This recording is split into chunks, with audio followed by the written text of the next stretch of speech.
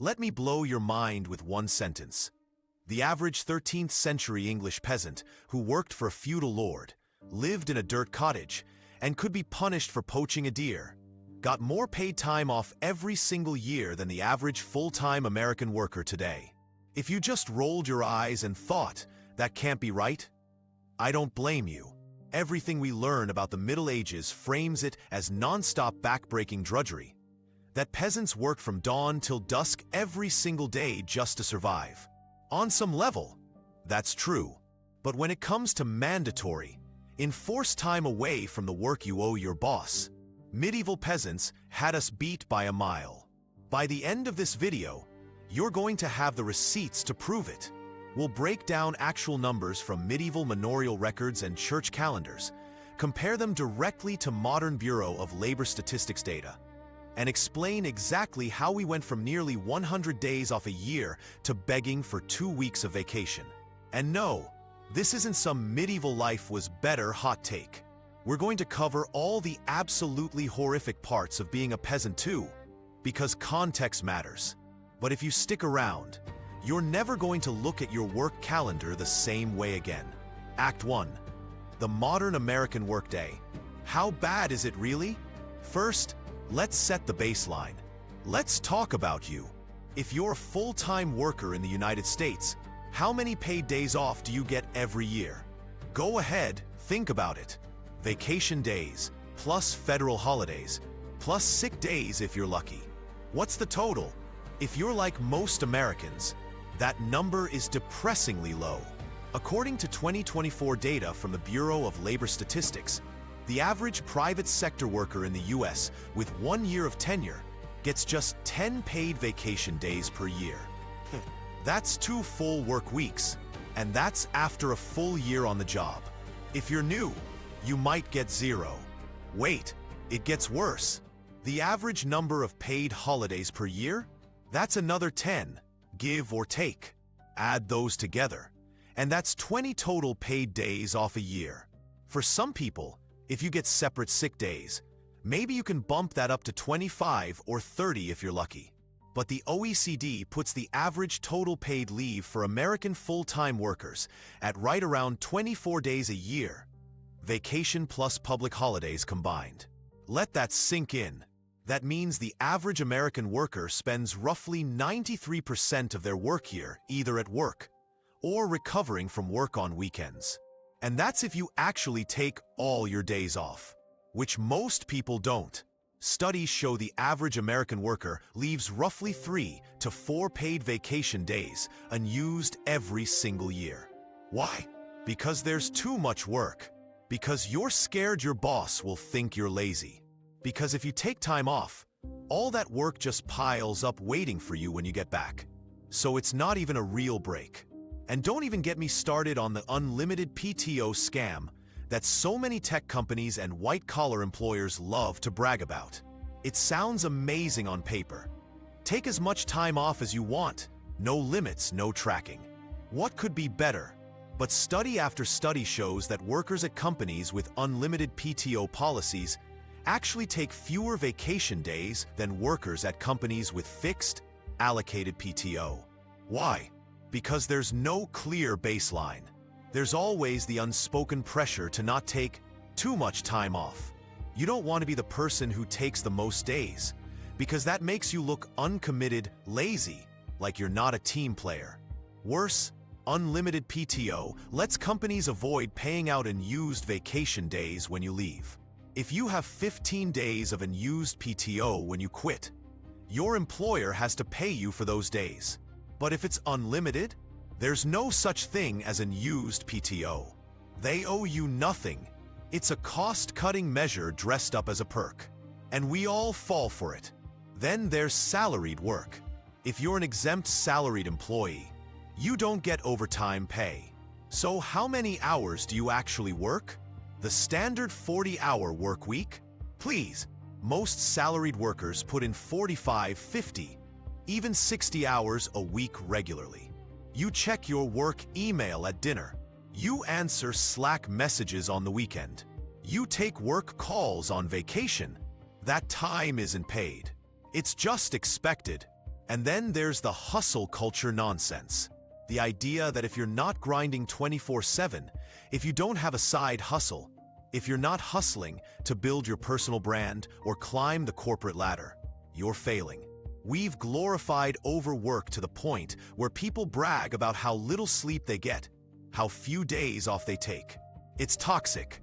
Now, what if I told you that 800 years ago, a peasant who was legally bound to work for a lord, who couldn't leave their village without permission, who had zero job security and zero rights, had more mandatory, enforced time off than you do, not just a little more, like 3 or 4 times more.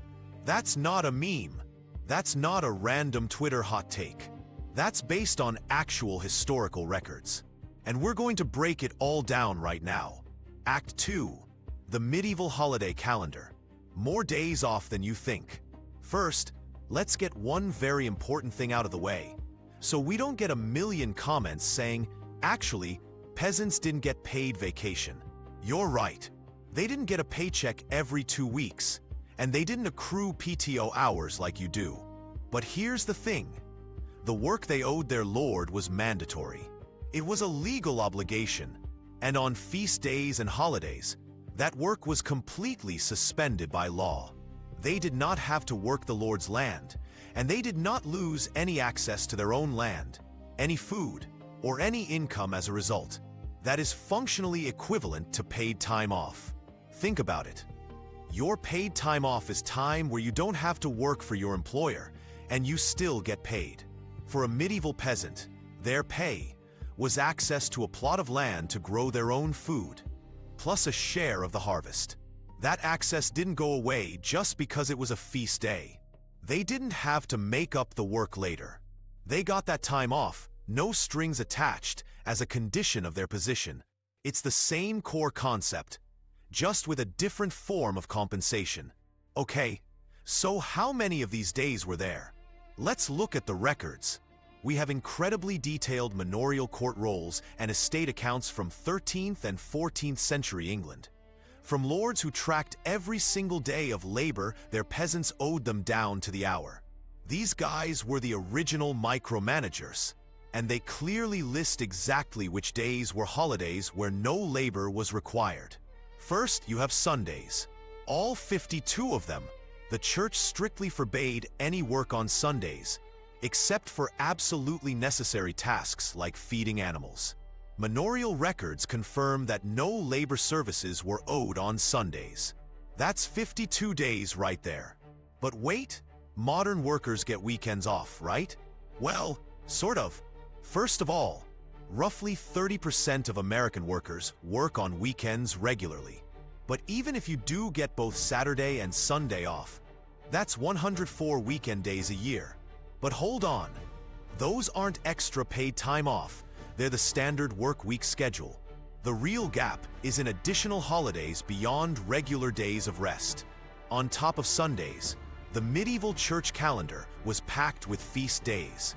How many? That varied a little bit by region, because every village had its own local patron saint's day, which was a mandatory holiday. But across the board, we're talking about a lot. Major feast days like Christmas, Easter, Pentecost, and Epiphany were universal. And Christmas wasn't just one day. It was 12 full days of rest, from December 25th through January 6th. That's 12 whole days where you didn't work for the Lord. Easter was a full week off. Pentecost was another 3 days. Then you had days like New Year's, Good Friday, Ascension Day, Corpus Christi, All Saints' Day, and dozens more minor saint days. According to historian Juliet Shore, author of The Overworked American, the average medieval English peasant had roughly 40 to 50 additional feast days per year, on top of the 52 Sundays. That adds up to 90 to 100 total days of mandatory rest from labor obligations every single year. Wait, let's do the math again. 52 Sundays, plus 40 to 50 feast days. That's 90 to 100 days a year where you did not have to work for your Lord. And remember, that's the minimum. Some regions had even more local holidays. Some estimates put the total as high as 120 days a year, or almost a third of the entire year. Now, compare that to the average American worker's 24 total paid days off per year. That's vacation plus holidays. 24 versus 90 to 100. That's not even close.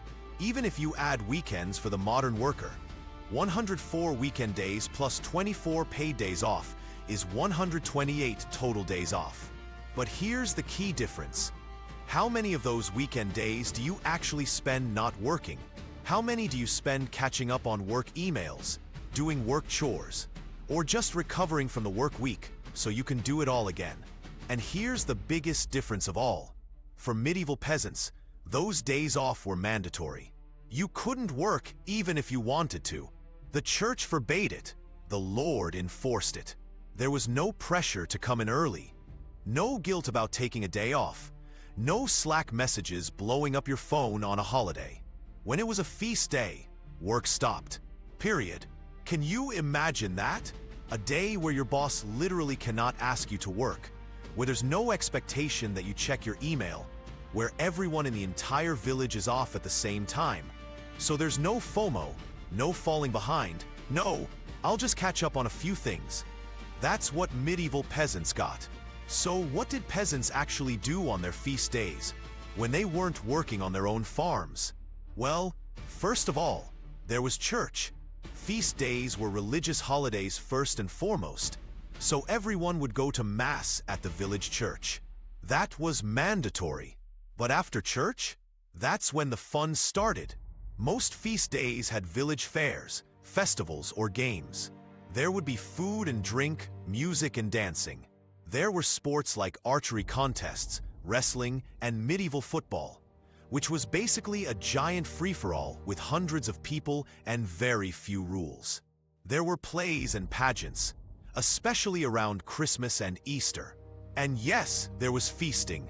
The lord of the manor would often provide food and ale for the village on major feast days. Peasants would get to eat meat, which was a rare treat.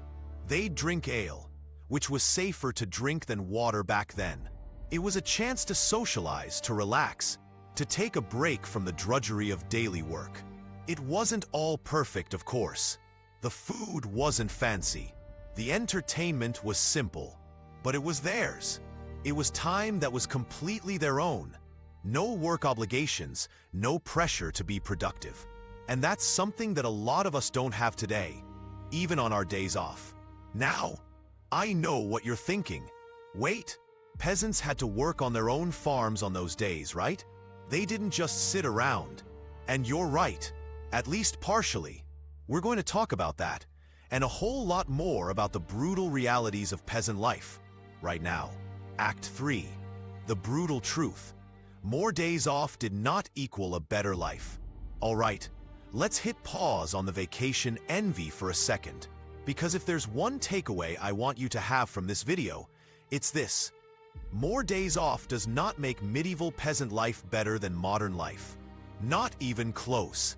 In fact, if you offered the average 13th century peasant a one-way ticket to 2026 America with a regular 9-to-5 job and 10 days of vacation, they'd take it in a heartbeat. And you would too, if you knew what their daily life was actually like. This is the part where we add the nuance that every hot take on the internet misses. Yes, peasants had more days off, but almost every other aspect of their lives was unimaginably harder, poorer, shorter, and more dangerous than yours. Let's break it down. First, let's talk about the work itself. When peasants did work, it was brutal. We're talking 10 to 12-hour days of backbreaking physical labor, from sunup to sundown, 6 days a week when it wasn't a holiday. Plowing fields, harvesting crops, chopping wood, carrying heavy loads, mending fences, all by hand. No tractors, no power tools, no ergonomic chairs. Your body would be worn out by the time you were 40. And it wasn't just hard. It was dangerous. No OSHA, no safety regulations. A fall from a ladder, a kick from a horse, a cut from a scythe could easily cripple you or kill you. There was no workers' comp, no disability, no health insurance. If you got hurt and couldn't work, you and your family could starve. Then there's the food insecurity. Peasants lived on a diet of mostly bread, porridge, and vegetables. Meat was a rare luxury, reserved for holidays and special occasions. And if the harvest failed, which happened regularly due to bad weather, pests, or disease, you starved. Famine was a constant threat. There were multiple widespread famines in medieval England that killed tens of thousands of people. You could have 100 days off a year, but if there's no food to eat, those days don't mean much. And let's talk about health and medicine. The average life expectancy in medieval England was around 35 years. Now, that number is a little misleading because infant mortality was so high. Roughly 30 to 40% of children died before their first birthday. If you survived childhood, you might live into your 50s or 60s. But even then, you were constantly dealing with disease, infection, and pain that we can cure with a trip to the pharmacy today. A simple toothache could turn into a fatal infection. A cut on your hand could kill you from sepsis. There were no antibiotics, no vaccines, no painkillers worth mentioning.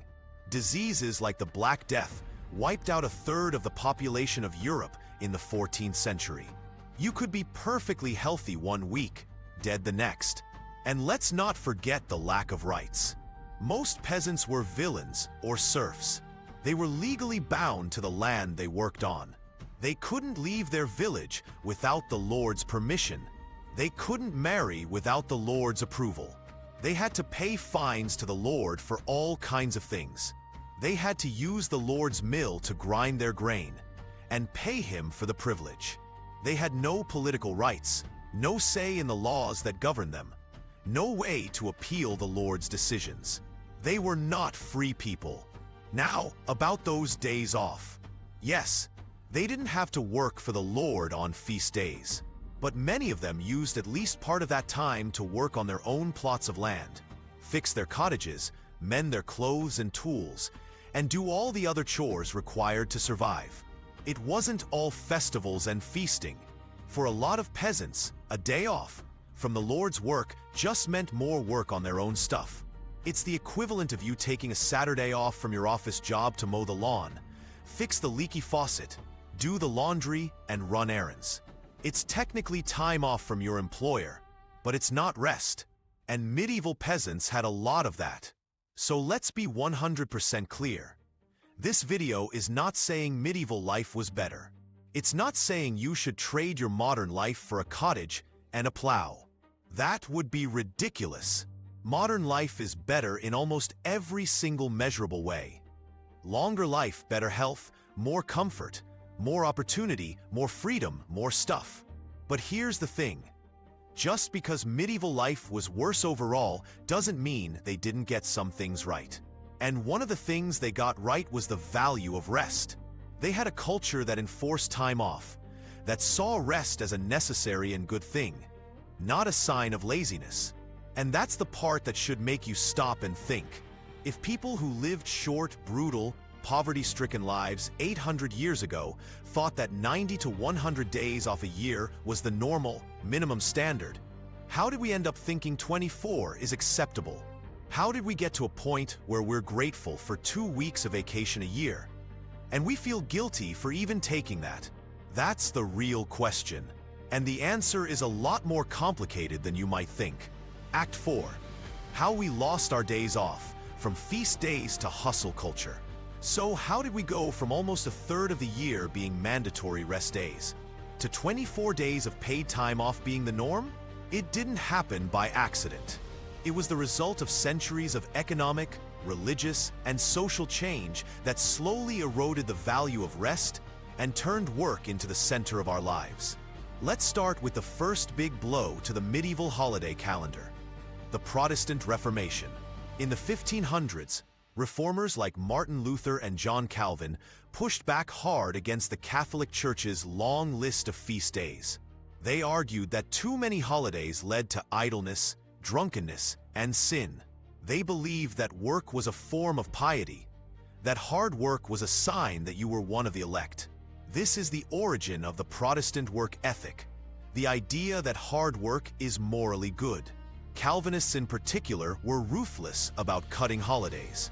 In Geneva, John Calvin eliminated almost all feast days except for a handful of major ones. He cut the total number of holidays from over 80 down to about 20. That's a massive drop. And as Protestantism spread across Northern Europe, those cuts spread with it. Suddenly, rest wasn't a holy obligation anymore. It was a temptation. Idleness was a sin. Work was virtuous. That's a complete 180 from the medieval worldview, where rest and feasting were an important part of religious life. But the real death knell for widespread time off was the Industrial Revolution. Starting in the late 1700s, work moved from farms and small workshops to factories. And factory owners needed consistent, reliable, non-stop labor to run their machines and make a profit. Feast days were a nuisance. They disrupted production. They cut into profits. Factory owners pushed hard to eliminate as many holidays as possible.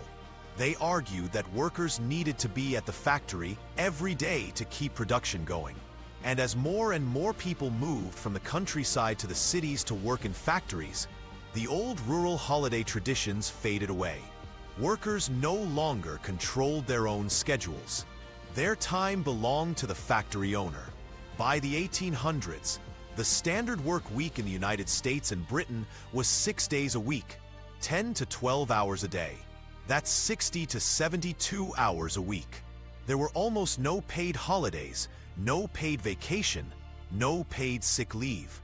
If you didn't show up to work, you didn't get paid. If you missed too many days, you got fired. It wasn't until the late 19th and early 20th century that labor unions started fighting for better working conditions, shorter hours, and paid time off.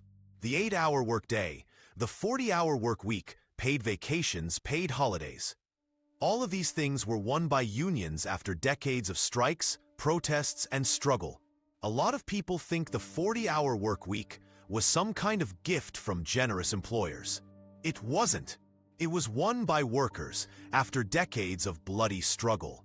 The Haymarket Riot in Chicago in 1886, where workers protesting for an 8-hour workday were attacked by police and several people were killed. That's just one example. Unions fought for the 8-hour day, the 40-hour week, paid vacation, sick leave, child labor laws, workplace safety regulations. All of these things that we take for granted today were won by ordinary people who stood up and demanded better. And for a while, it worked. From the 1940s to the 1970s, as productivity increased, working hours decreased and wages went up. Workers got a fair share of the prosperity. But starting in the 1980s, that trend reversed. Unions got busted, corporate power grew, wages stagnated, and working hours started creeping back up, especially for white-collar workers. We didn't go back to 60-hour factory weeks, but we got something worse in a way. Work that follows you home, that seeps into every part of your life, that never really turns off. And we've been told that this is just the way it is, that this is the price of success, that if you want to get ahead, you have to put in the hours. But it doesn't have to be this way. Other countries have figured it out. Wait, let's talk about that for a second. The United States is the only developed country in the world that doesn't mandate any paid vacation days for workers. None. Zero. There is no federal law that requires employers to give you any paid vacation, any paid holidays, any paid sick leave. It's all optional. Compare that to countries in the European Union, where workers are legally guaranteed at least 20 paid vacation days a year, plus paid holidays. In France, workers get 30 paid vacation days a year, plus 11 paid holidays. That's 41 total paid days off. That's way more than the US, and it's the law. And you know what? France has a productive economy. They're one of the largest economies in the world. They don't collapse because workers get more time off. In fact, study after study shows that countries with more paid time off have happier, healthier, more productive workers. So it's not impossible. It's not like we can't afford it. We just choose not to do it. We choose to prioritize corporate profits over worker well-being. We choose to buy into the myth that more work equals more success. And we're all worse off for it. Here's the kicker. Study after study shows that workers who take more time off are more productive, not less. Rest makes you better at your job. It reduces burnout, improves creativity, and makes you more focused when you are at work. We didn't need studies to tell us this, by the way. Medieval people knew it 800 years ago. So how did we forget? How did we go from seeing rest as a normal, necessary part of life to seeing it as a luxury that only lazy people take? That's the question we all need to be asking. Act 5. What this actually means for you today. All right, let's bring this all home. We've talked about how medieval peasants had 90 to 100 days of mandatory rest a year. We've talked about how brutal their lives were in almost every other way. We've talked about how we ended up with 24 days of paid time off and a culture that glorifies overwork. So what's the takeaway here? What does any of this matter for your life today? First, let's get one thing straight. No one is saying we should go back to the Middle Ages. No one is saying serfdom was good, or that famine and disease are fine as long as you get lots of days off. That's a stupid argument, and anyone who frames it that way is missing the point entirely. The point isn't that medieval life was better. The point is that our baseline for what's normal when it comes to work and rest is completely warped. We've been told for so long that 2 weeks of vacation a year is generous, that 40 hours a week is a standard work week, that if you want to be successful you have to hustle 24/7, that we just accept it as fact. But it's not fact. It's a choice. It's a cultural choice, an economic choice, a political choice. We don't have to work this much. We don't have to have this little time off. There's no law of nature that says 24 days of paid time off is the correct amount. It's just what we've ended up with, after centuries of power shifting away from workers and towards employers. Think about it. 800 years ago, even feudal lords who had absolute power over their peasants didn't make them work every day. They recognized that people need rest. They recognized that rest is good for people and good for society. The church enforced it. The culture accepted it. It was just how things were. Now, we have infinitely more wealth, infinitely more technology, infinitely more productivity than medieval society.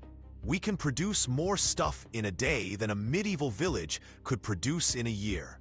And yet, we have less time off. How does that make sense? If productivity has increased by hundreds of % over the last 100 years, why are we still working 40 hours a week? Why do we have less paid time off than a medieval peasant? Where did all that extra productivity go? Spoiler alert, it didn't go to workers. It went to profits. It went to CEO pay. It went to shareholders. Workers are more productive than ever, but their wages have stagnated and their time off hasn't increased. In fact, for a lot of people, it's gotten worse. Now, this isn't a video about how to fix the system. That's a whole other conversation. But there is one small thing you can take away from this right now. Stop feeling guilty for taking time off. Stop feeling like you have to work through lunch. Stop feeling like you have to answer emails after hours. Stop feeling like taking a vacation makes you lazy. Stop buying into the hustle culture nonsense that says your worth is measured by how many hours you work. People 800 years ago who lived in dirt cottages and died at 35 knew that rest was important. They knew that people needed time to spend with their families, to celebrate, to rest, to just be human. And they built that into their society as a non-negotiable rule. We've forgotten that. We've been told that work is the most important thing in life, that your job is your identity, that if you're not producing, you're worthless. But that's a lie. Your worth isn't measured by your productivity. Your life isn't just a tool to make money for your employer. You deserve time off. You deserve rest. You deserve to have time to spend with the people you love, to do the things you enjoy, to just sit around and do nothing if that's what you want. That's not a luxury. That's a basic human need. And if medieval peasants got it, you deserve it too. Now, I want to hear from you. Let's get a conversation going in the comments. If a 13th century peasant got 90 to 100 days off a year, how many days off do you think you deserve? Not how many you get now. How many do you think is fair for a full-time worker in 2026? Drop your number in the comments below and explain why. I read every comment, and I'm really curious to see what you all think. And if you learned something from this video, if it made you think differently about work and rest, give it a like. It helps the channel out a lot. And if you want more deep dives into history that make you question everything you thought you knew, hit that subscribe button and turn on notifications. We've got a lot more where this came from. Thanks for watching, and I'll see you in the next one.